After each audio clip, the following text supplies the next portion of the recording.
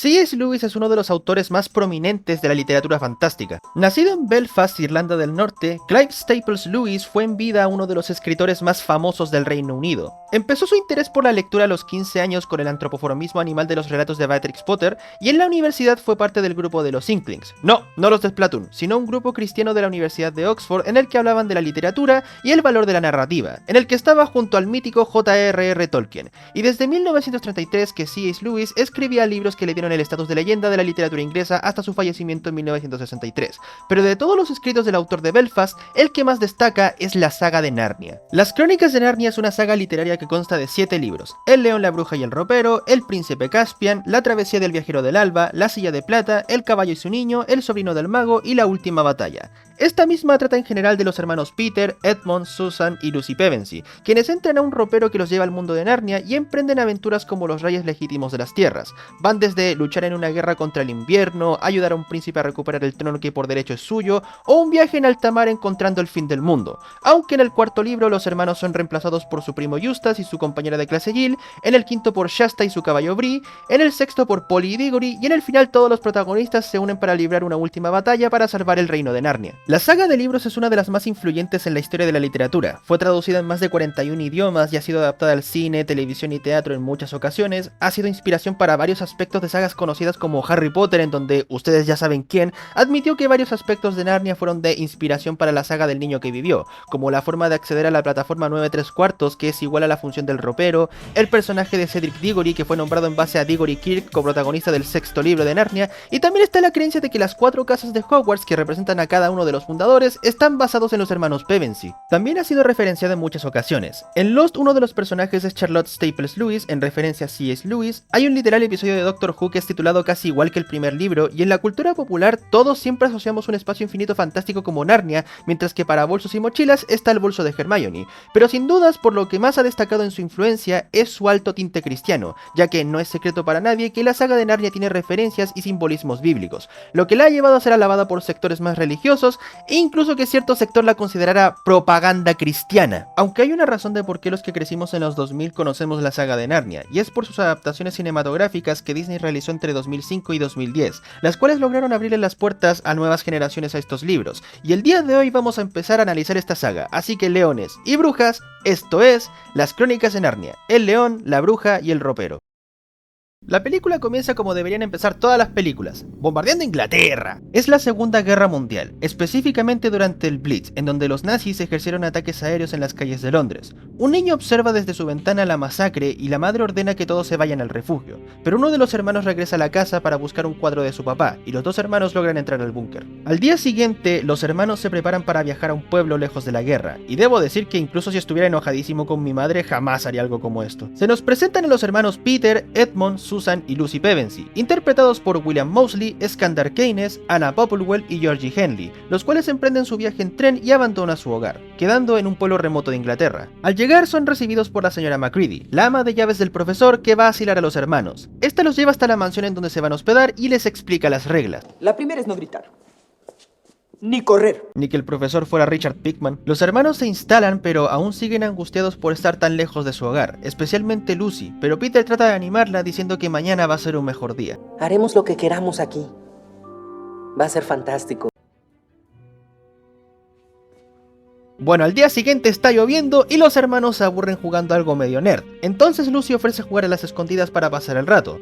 Peter acepta siendo este el que cuenta y los demás se van a esconder. Susan se esconde en un baúl, Edmund se comporta como un desagradable y Lucy llega hasta una habitación en la que solo hay un mueble bajo una sábana. La menor de los Pevensey la quita, revelando un gigantesco ropero y se mete para esconderse. Al retroceder, toca lo que parecen ser unas hojas, y al voltear encuentra un bosque nevado. Maravillada ante el ambiente, encuentra una farola encendida en medio de los árboles, hasta que de pronto algo la acecha en los alrededores, lo que resulta ser una criatura humanoide que se oculta detrás de un árbol. Lucy le hace saber a la criatura que no es hostil, recogiendo sus paquetes, y este revela ser un fauno, quien le dice que está en el reino de Narnia, y se presenta como Tomnus, interpretado por James McAvoy. Lo que me hace preguntar: ¿qué pensará Magneto del pasado furro del Profesor X? Lucy y el señor Tomnus parecen llevarse bien, así que el fauno invita a la niña a su casa. Al principio está duda, pero Tomnus insiste y Lucy termina aceptando, así que emprenden un pequeño viaje hasta la casa del fauno, la cual es bastante acogedora y cálida. Mi padre se fue a la guerra. Qué dolor, qué pena. Tumnus añora las épocas previas al invierno, y Lucy le explica que él mismo tiene cosas buenas, como la Navidad, pero resulta que en Narnia no celebran la Navidad desde hace 100 años, y que antes de los nevazones, los faunos cantaban y bailaban día sí y día también. Entonces Tumnus le ofrece a Lucy escuchar su música, específicamente una canción de cuna de Narnia. Esto hace que Lucy empiece a ver figuras en el fuego y poco a poco se vaya quedando dormida, hasta que las luces se apagan. Lucy despierta y ve a Tumnus asustado, en posición fetal, avergonzado de lo que estaba por hacer: secuestrarla por órdenes de la Bruja Blanca. Lucy trata de ver su lado gentil y Tumnus toma una decisión: llevar a Lucy fuera de Narnia y enviarla por donde entró. El fauno se despide de la niña sabiendo de que ahora es un criminal buscado, se disculpa y la deja ir. La niña regresa al mundo real y se reencuentra con sus hermanos aún jugando a las escondidas. Esta les dice que estuvo fuera por horas. Peter, Edmund y Susan van a revisar al ropero pero no encuentran nada raro y piensan que lo imaginó. Lucy insiste en que todo fue real y Edmund dice que le cree solo para hacer una broma. Dios, pendejo culiado desagradable. Los hermanos pelean y Lucy queda sola, sin nadie que le crea. Ya en la noche, Lucy se levanta para ir al ropero, pero esta vez Edmund la sigue, entra al mueble y descubre que todo lo que dijo su hermana era verdad. El chico deambula por el bosque buscando a su hermana, hasta que de pronto se encuentra con una carroza que va a toda velocidad, y de pronto es atacado por el enano que conducía el trineo.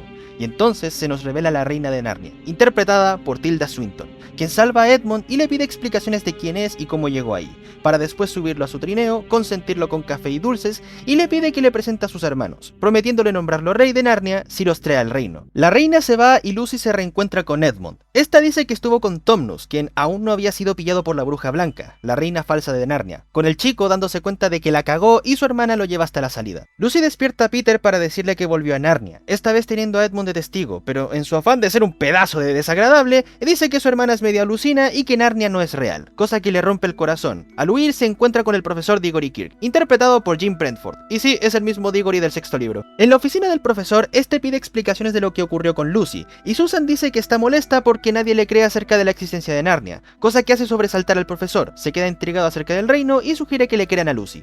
Y por lógica es imposible.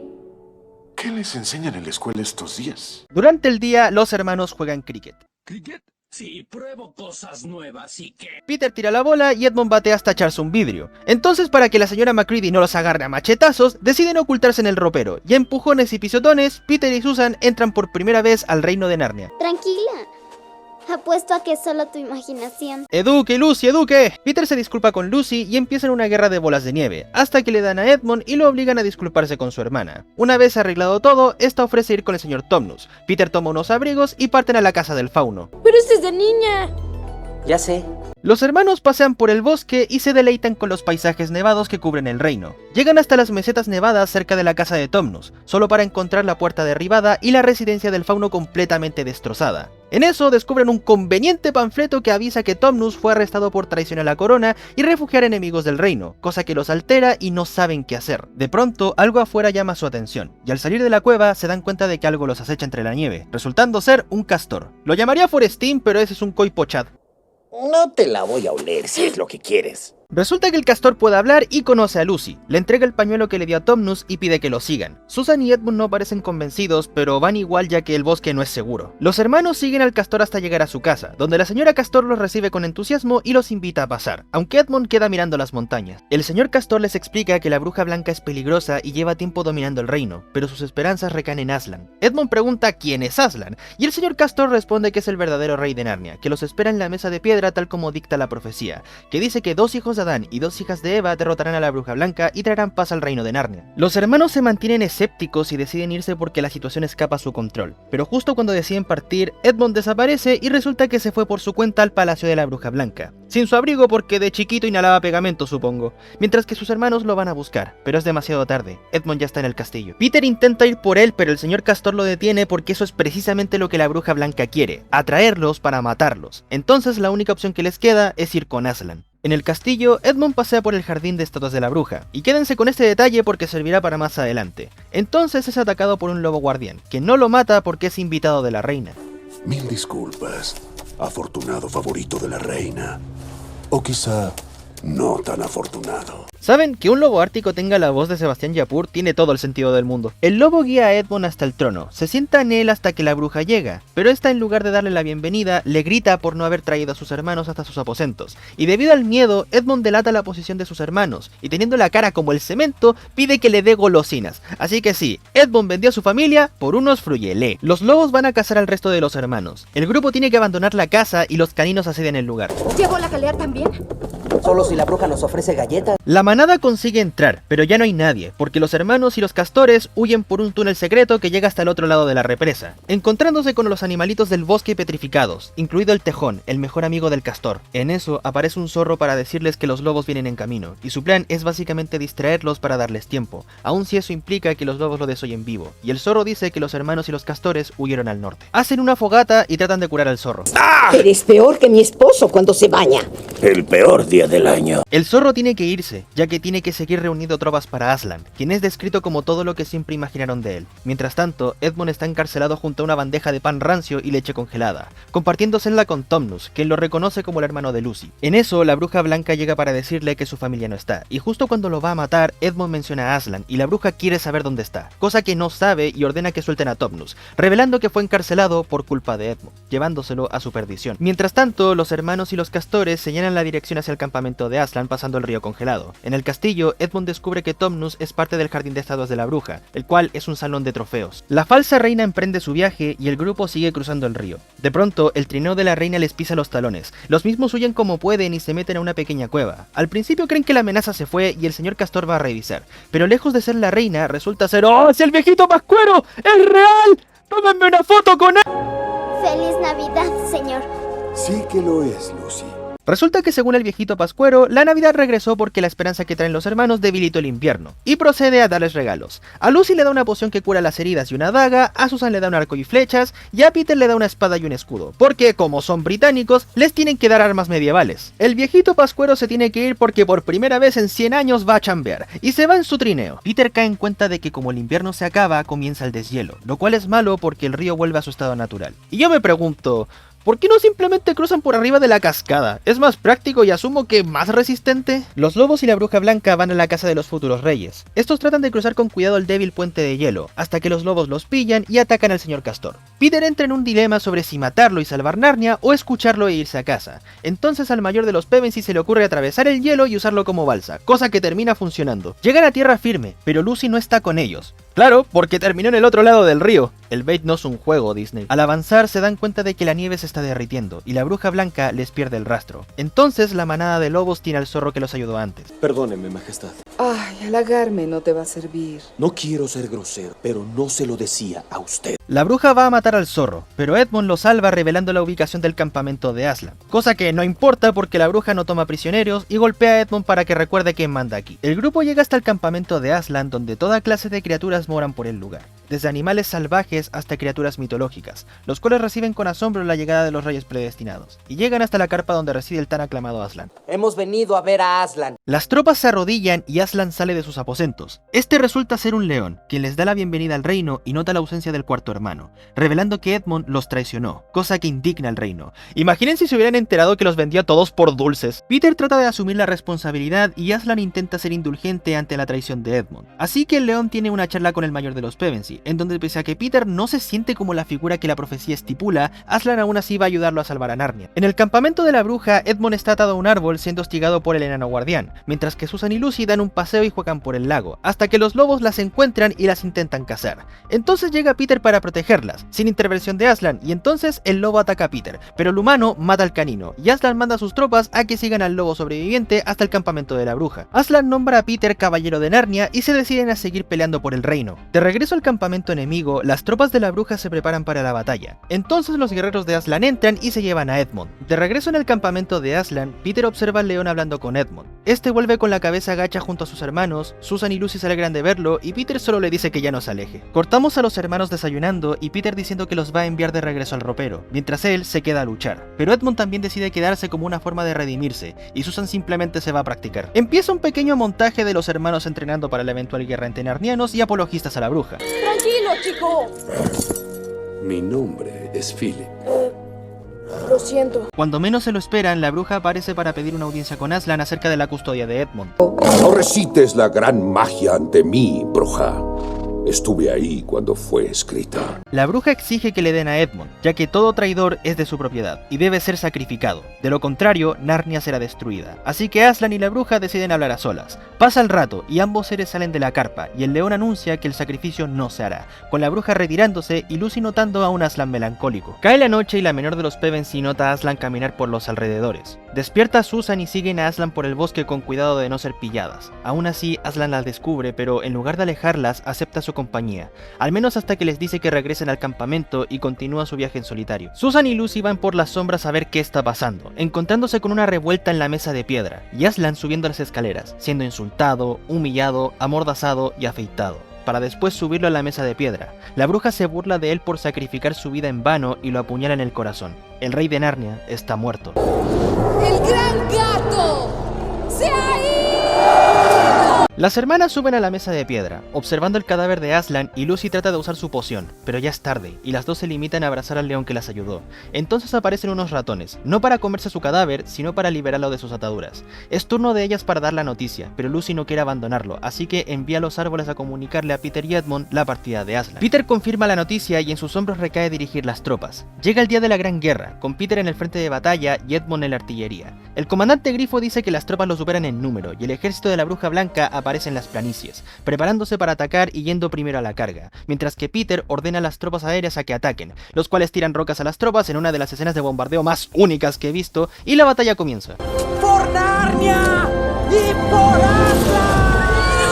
El ejército de Peter ataca con todo lo que tienen, cargando contra las tropas de la bruja blanca y arrasando con todo su paso en un deleite donde la carencia de música y la violencia hacen de esta una batalla inolvidable. Cortamos a Susan y Lucy junto al cadáver de Aslan, aunque ya se tienen que ir a la batalla, pero en eso la mesa se rompe y el cuerpo desaparece, solo para que al alba Aslan aparezca en todo su esplendor. Este explica que revivió porque la bruja no entendió que el sacrificio solo funciona si la ofrenda no es voluntaria ni ha cometido traición. De lo contrario, la mesa se romperá y la muerte se anulará. Así que Aslan, Susan y Lucy van a buscar más refuerzos. De regreso al campo de batalla, Edmund manda un fénix para que sirva de barrera, pero la bruja apaga el fuego sin problemas y fuerzan a las tropas a retroceder, mientras que Aslan y las chicas van hacia el palacio congelado. La batalla continúa en las montañas. La lluvia de flechas poco puede hacer y el unicornio de Peter es herido en batalla, quedando Orejus y un rinoceronte para atacar lo que queda de las tropas de la bruja. Hacen lo que pueden, incluso el centauro da pelea contra la bruja, pero lamentablemente es congelado en batalla. Aslan, Lucy y Susan llegan hasta el jardín de víctimas de la bruja, con la menor de las dos encontrándose con el cuerpo petrificado del señor Tomnus, pero justo cuando llora su muerte, el suspiro de Aslan lo descongela junto al resto de seres vivos. El ejército de Aslan va perdiendo, y la bruja se hace más fuerte. Peter le dice a Edmund que se vaya, pero este encuentra el punto débil de la bruja y se va al ataque, destruyendo su lanza mágica, pero siendo atravesado por la espada de la mujer. Peter, cegado por la ira, va al ataque contra la bruja, pero sus ataques erráticos no pueden con la técnica de la mujer. Aún así, el chico no se rinde y ataca con todo lo que tiene. Entonces aparece Aslan desde las montañas, junto a los refuerzos. Ahora las tablas se ponen a favor de los narnianos, y Peter aguanta como puede los ataques de la bruja, hasta que Aslan la ataca, la bruja la observa, y el león la mata. La guerra termina, pero Edmund está moribundo. Susan lo salva de ser rematado, y Lucy le da la pócima para curarlo, cosa que funciona. Los hermanos Pevensey están más unidos que nunca, y Aslan y Lucy deciden curar a todos los heridos en combate. Cortamos al castillo de Cair Paravel. Se reúne todo el reino a presenciar la coronación de los nuevos reyes de Narnia. Lucy la valiente, Edmund el justo, Susan la benévola y Peter el magnífico. Y el reino entero celebra y se regocija ante los reyes legítimos de las tierras inertes. Aslan da un paseo por la playa, con Lucy observándolo y Tomnus asegurándole que volverá. No sabe cuándo ni dónde, pero lo hará. Y entonces, el león desaparece de la costa. Pasan los años. Los que antes eran niños ingenuos, ahora son adultos hechos y derechos. Edmund descansa mientras sus hermanos se ríen, y Peter nota una farola que se les hace familiar. Pero Lucy es quien sigue el camino, encontrándose con una cueva con abrigos, y los que antes eran adultos, vuelven a ser niños y están ahora en la habitación del ropero. Y la película termina con el profesor Diggory encontrándose a los hermanos fuera del ropero, dando a entender que él sabe. Y una escena post créditos de Lucy observando al ropero, con Diggory diciéndole que no puede regresar porque ya lo intentó, pero que volverán cuando menos se lo esperen, y con Aslan rugiendo como despedida. El fin. En el cine existe lo que yo llamo el tridente de las sagas fantásticas, en donde está la saga de Harry Potter, la del Señor de los Anillos y por supuesto la saga de las Crónicas de Narnia. Las Crónicas de Narnia, el León, la Bruja y el Ropero me parece una película increíble. De niño siempre me pareció una obra alucinante de principio a fin, y siempre que me la pillaba en Disney XD o en Disney Channel, la dejaba ahí porque me encantaba. Y aún a día de hoy no solo me parece una gran película, sino que pude verle varios detalles que de niño no podía ver. Una de mis cosas favoritas es la atmósfera y la ambientación. Narnia es un mundo que, a pesar de ser mayormente conformado por bosques, montañas y lagos, puedes sentir que hay un ecosistema consistente y se transforma en un personaje más. El invierno en Narnia se muestra como algo precioso y majestuoso, pero también opresivo y que no deja de observarte. Y la primavera se siente como esa calma tras la tormenta, esa sensación de que lo peor ya pasó y que lo diga un team frío dice mucho. No solo con la flora pasa esto, sino con la fauna, en donde los habitantes de Narnia pueden variar entre animales salvajes con la capacidad de hablar como humanos y criaturas mitológicas como centauros, minotauros, faunos, grifos, gigantes, enanos, cíclopes, orcos y hasta sirenas pueden coexistir una con la otra sin que desentonen y reafirmen lo sólido del ecosistema, creando una barrera fija entre el bien y el mal. Es este tipo de fantasía que extraño dentro del entretenimiento, porque es mucho más popular la fantasía oscura. Que no digo que sea malo, varias obras que me encantan son de fantasía oscura, pero siento que el medio está olvidando la fantasía clásica porque lo consideran anticuado, y creo que sagas como Narnia me recuerdan que la fantasía está hecha para soñar con batallas épicas, paisajes hermosos y criaturas que solo existen en tu imaginación. Y hombre, si pudimos dejar atrás al Superman malvado y trajimos de vuelta al clásico, podemos traer la fantasía clásica de vuelta. El diseño de vestuarios también me pareció muy bueno, no solo porque lograron evocar la época de la Segunda Guerra Mundial con esas prendas de seda y tela muy típicas de los años 40, pero también con los del lado medieval, especialmente en las armaduras, que de verdad tienen una calidad muy destacable, cosa que no me sorprende porque Andrew Adamson también fue director de las dos primeras películas de Shrek, y la diseñadora de vestuario, Isis Mosenten, también trabajó en la saga del ogro que da clases los jueves y no cobra mucho, y se nota mucho la visión que tenían de los vestuarios porque combinaron ambos talentos. El trabajo de fotografía también me parece maravilloso, me encantan los encuadres que enaltecen la belleza de Narnia, cómo muestran diferentes paisajes sin importar la estación, de cómo acentúan la fuerza y el significado de las estaciones, le dan ese enfoque que te recuerdan que el reino de Narnia están vivos, y ciertas partes me recuerdan a otras obras, como el campo de la batalla final que me recuerdan un poco a Kronos Island de Sonic Frontiers, y el campamento de Aslan que es parecido a las aldeas en Ghost of Tsushima, y eso es saber establecer un universo de forma sólida. Y cómo olvidarme del CGI y los efectos visuales, que para ser de una película del 2005 se sigue viendo impecable. Claro, hay momentos en donde se nota que los personajes están frente a un croma, pero fuera de eso, la calidad de los efectos por computadora y el diseño de escenarios y entornos me parece fascinante, desde el Palacio de la Bruja hasta Cair Paravel, y sobre todo el diseño de Aslan que, sin ser sorpresa, tiene mucha más expresividad y carisma que el Mufasa del remake live action del Rey León. Y no solo él, también personajes como los lobos, los castores y el zorro, que sin cambiar sus diseños de animales reales, son expresivos y llenos de personalidad. Las escenas de acción también me parecieron geniales. Me agrada ver una batalla entre el bien y el mal de forma clásica, espada, escudo, lanza y la percepción de la realidad alterada. Las coreografías son geniales, cada ser mitológico y cada animal aporta su granito de arena, y a pesar de que los personajes son niños, pudieron entregar escenas de batalla y momentos de clímax que se quedan contigo. Las actuaciones también me parecen bastante buenas, empezando por James McAvoy como Tumnus. Lo diré sin miedo, pero este es mi papel favorito del actor, porque se nota que le puso mucho empeño en darle ese semblante torpe, inocente y con miedo a lastimar a otros. Es algo tan diferente a otros personajes del actor que no puedo evitar admirarlo. En cuanto a los cuatro hermanos, solo diré que al igual que Harry Potter o las películas de Scooby-Doo, pocas veces he visto un casting tan único y cercano al material original,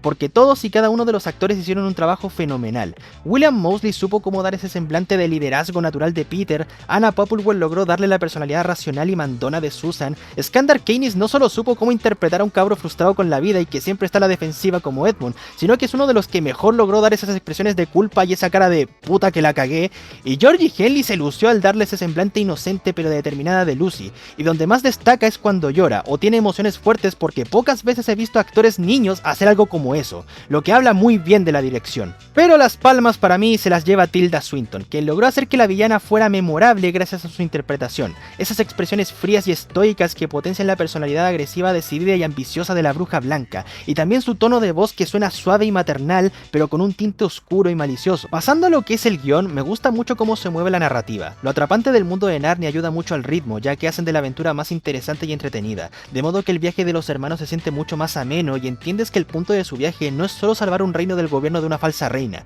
sino también el reforzar su alianza y relación como familia que fue deteriorada gracias a la Segunda Guerra Mundial, y también hace del final como una lección que a los hermanos les llegó cuando más lo necesitaban. También me gusta mucho el contraste que que hay entre la manera en la que Lucy conoce a Tomnus y Edmund conoce a la Bruja Blanca, ya que en el caso del primero, Tomnus se presenta como alguien torpe y despistado pero que no sabe cómo hacer amigos, y le ofrece a Lucy lo que tiene más no lo que quiere, lo que provoca que la niña le tome cariño al fauno, mientras que en el segundo caso, la bruja se presenta en escena casi atropellando a Edmund, pero de pronto se muestra afectuosa, cercana, amable y maternal, dándole a Edmund no lo que necesita, sino lo que quiere, y eso da un buen mensaje sobre no juzgar por las apariencias, y entender que hay gente dispuesta a manipularte con tal de conseguir lo que quiere, aprender a ver a través de palabras falsas y promesas vacías, que las consecuencias pueden ser atroces si sigues a desconocidos en lugar de a tu familia, y que una forma de aprender a confiar es conocer a la otra persona y ayudarlo si es necesario. Me gusta también cómo establecen cómo funciona el tiempo entre Narnia y el mundo real, porque mientras en Narnia pueden pasar 20 o 25 años, en el mundo real pasan minutos desde que rompen un vidrio con la pelota, y siento que es algo bastante claro, nada que te rompa la cabeza, y no es por nada, pero es más de lo que hizo la primera película de Tron. Pero si hay algo que hizo que la saga destacara, es su carga religiosa, y de cómo es una apología al cristianismo.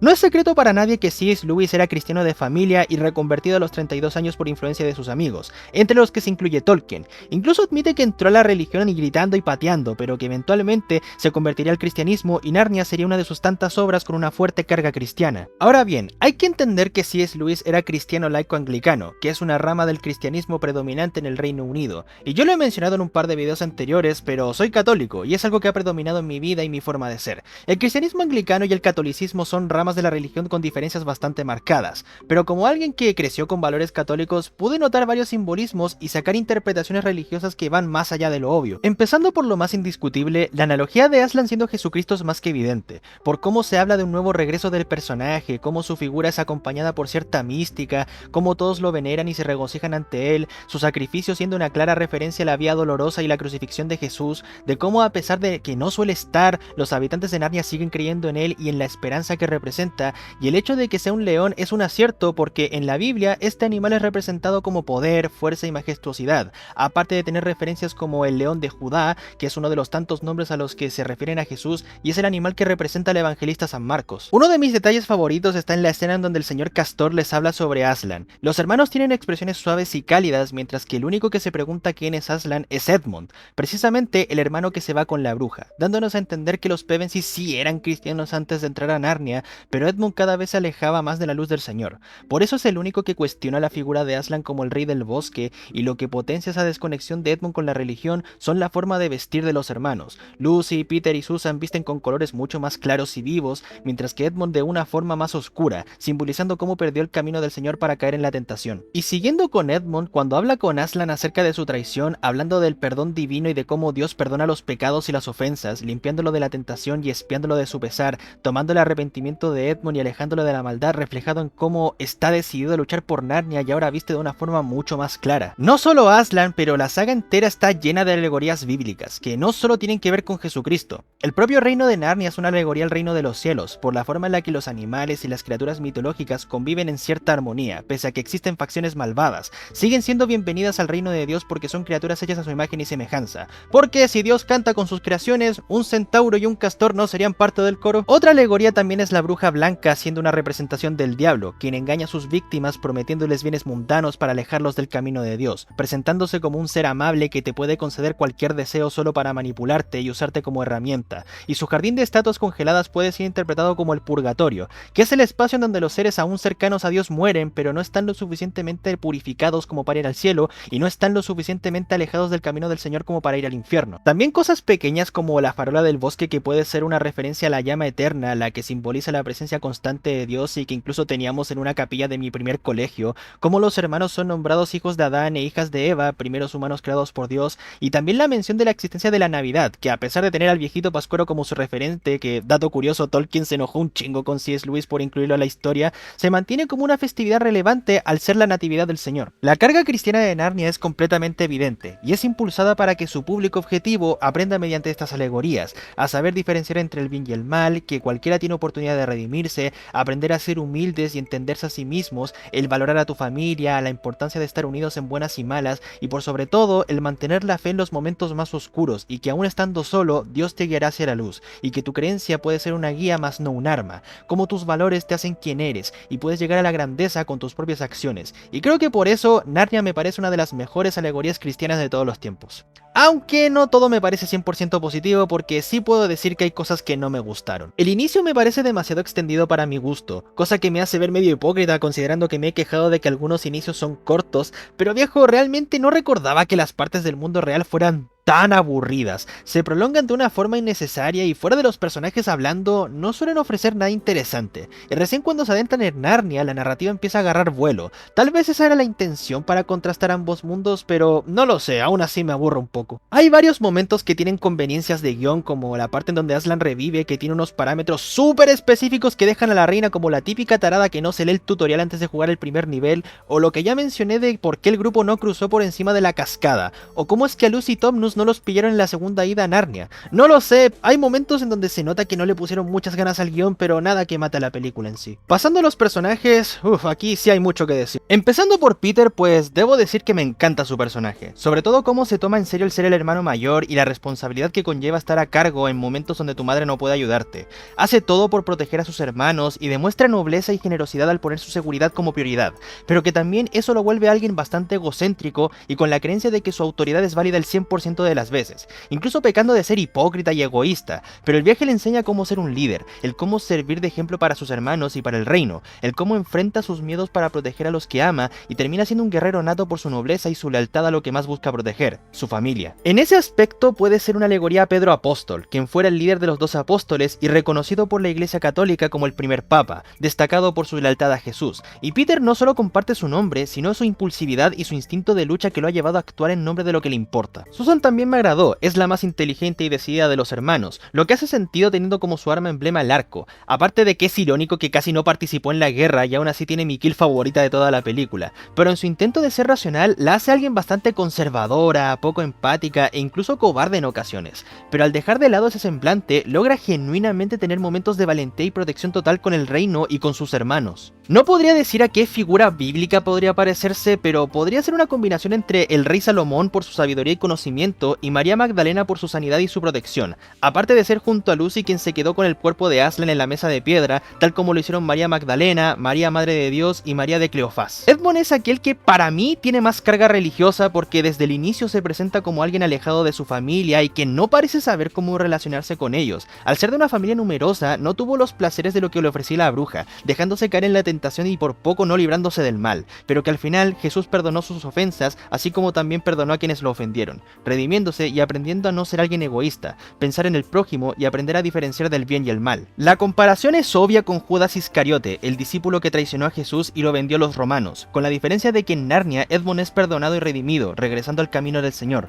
mientras que Judas Iscariote se suicida arrepentido de lo que hizo. Eso según el Evangelio según San Mateo, porque según en el libro de los Hechos se muere cayéndose de cabeza. Lucy es la más inocente de todas. Ella ve bondad en todos los seres menos en los que tratan de lastimarla. Ama mucho a su familia y es la princesa legítima de Narnia, que aprecia la belleza del reino así como siente por todas las criaturas del bosque, sea flora o fauna. Es el reino de Dios visto desde los ojos de una niña, donde puede convivir con animales y criaturas mitológicas. Es alguien valiente que no duda en lanzarse al peligro y le dan el don de sanar las heridas de los combatientes. Para mí Lucy es una representación del Espíritu Santo y la fe en Dios, en alguien que no se rinde y guía a todos a un camino de luz, también representando la bondad de la Virgen María, la salvación, la esperanza y la capacidad que tiene el ser humano para ser bondadoso. Aslan, como dije, es una representación de Jesús. Me encanta cómo establecen su mística y su figura, y de cómo su presencia logra hacerle justicia a lo que dicen de él, alguien majestuoso, imponente, pero justo, indulgente y que aprecia la compañía de quienes son hijos de Dios. Por esto es una de mis representaciones favoritas de Jesús, porque toma la figura del león de Judá y le da una interpretación majestuosa que permite visibilizar la grandeza de su figura, su sabiduría y representar al Cordero de Dios que quita el pecado del mundo y murió por nuestros pecados. El señor Tomnus también me agradó como personaje. Lo presentan como alguien torpe y algo miedoso, pero que cuando toca es alguien capaz de enfrentarse al peligro, de decir lo que piensa y que le jura lealtad a Aslan y no a falsos profetas como la Bruja Blanca, marcando bien su integridad y su afán de ver un futuro mejor para Narnia. Y si tuviera que asociarlo con algún personaje bíblico, sería el ángel Gabriel, el mensajero de Dios, gracias a su lealtad, su bondad y también porque se presenta llevando unos paquetes, pero eso ya es estirar el chicle. La Bruja Blanca me parece una villana memorable, es sumamente imponente, su presencia logra proyectar el peligro que jura representar y es una señora muy envuelta por el ego. Es una gran representación del diablo, alguien que se presenta con elegancia elegancia y hasta belleza, pero que por dentro es un monstruo sin corazón que busca manipular, controlar y ejercer sobre los que se perdieron y sobre los que pueden ser corrompidos, teniendo un carisma que le permite tener seguidores fieles y que no se dan cuenta de que están siguiendo la oscuridad, y al menos en lo personal la considero la mejor villana de la saga, de momento porque no recuerdo los villanos de las dos siguientes. Pasando a otros personajes, los castores me parecieron súper agradables y su química me recuerda un poco a mis tatas, el zorro siento que debió haber aparecido más porque me cayó re bien, el profesor Diggory resulta ser bastante carismático con lo poco que apareció, y Orellius es la jodida cabra por enfrentarse a la bruja blanca sin problemas y al final vivir para contarlo, absoluta máquina. El soundtrack me parece maravilloso, porque la composición de Harry Gregson Williams es ominosa, atmosférica y te envuelve en una sensación de aventura inolvidable, cosa esperable del compositor de las películas de Shrek y la saga de Metal Gear, y me desbloqueó lindos recuerdos el tema de Eva Kate in London porque cada vez que la escucho la asocio con esa sensación de aventura que ya mencioné. Y por último el doblaje, que fue realizado en taller acústico bajo la dirección de Ricardo Tejedo. ¿Y qué puedo decir? El doblaje me parece una maravilla. Cada una de las voces está perfectamente elegida, las actuaciones son fenomenales y es increíble escuchar a leyendas eternas del doblaje mexicano aún aportar sus granitos de arena en la actuación. Es de esos de que se extrañan en los doblajes de películas de Disney. Peter, Susan, Edmond y Lucy son interpretados por Héctor Emanuel Gómez, Carla Falcón, Memo Aponte y Melissa Gedeón, los cuales hicieron un trabajo formidable con cada uno de sus personajes. Gómez supo darle el tono de líder y autoritario de Peter, Susan su semblante racional y voz de la razón, Aponte supo cómo darle su estatus de mamón a Edmond y Gedeón se lució en su primer papel protagónico en doblaje. Todos hicieron un papel increíble y es genuinamente fascinante cómo las carreras de estos actores fue evolucionando, con Gómez y Falcón estableciéndose en la industria como directores y actores que, dato curioso, estos dos están casados, Gedeón evolucionando a ser una actriz consagrada, especialmente como Pinkie Pie, y Memo Aponte...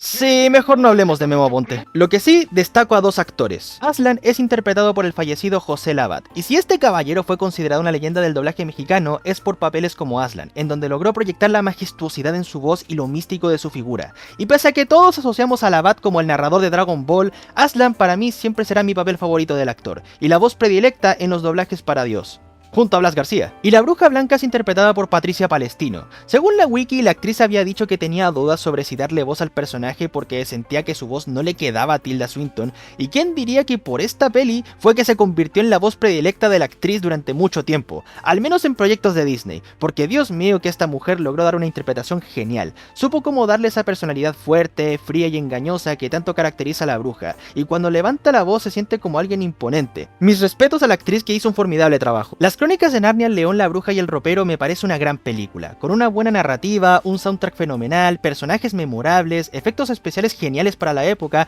una acción que nos permitió ver una batalla épica y una fuerte carga cristiana que logra darle su propia identidad a la franquicia que lamentablemente no pudo continuar pasado los 2010. No me he leído los libros de Narnia, pero soy familiar con la saga, y créanme, la voy a reseñar toda en este canal, pero la primera película siempre va a tener un lugar especial en mi corazón por lo encantadora que es.